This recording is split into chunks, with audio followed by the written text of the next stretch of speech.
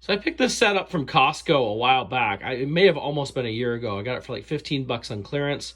I was like, for 15 bucks, I got to check it out. We got both the Razorcrest and the Sandcrawler. These are kind of a Papercraft type of thing, a little thicker than that. Let's take a look at these and we'll put them all together. So inside the box, we have a little thing of glue right here. We have, of course, our instruction booklet on how to put this together.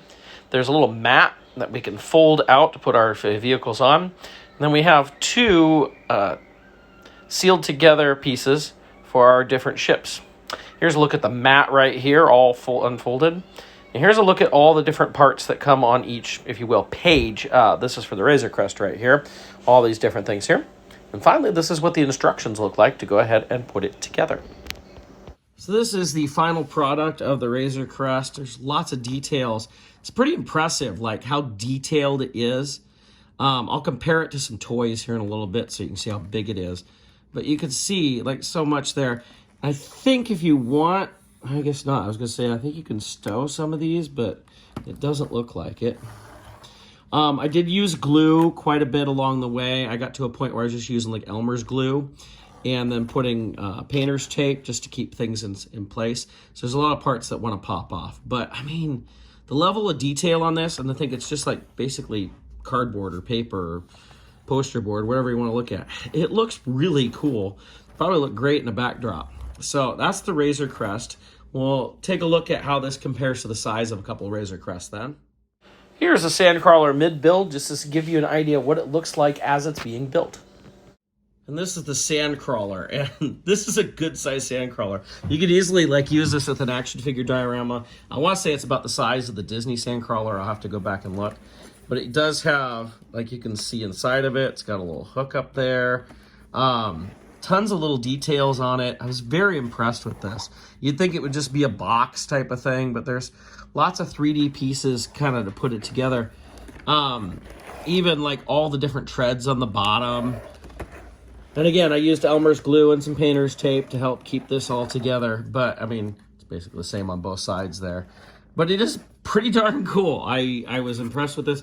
Now this one, you can take out a couple of pieces right in here, and you can actually close up the front. But I decided there was enough things I had to do on this to keep it here. I'm gonna go ahead and leave that hatch open like that. I don't know where I'm gonna put this yet. Let's take a look at what the size of this looks like compared to some toys.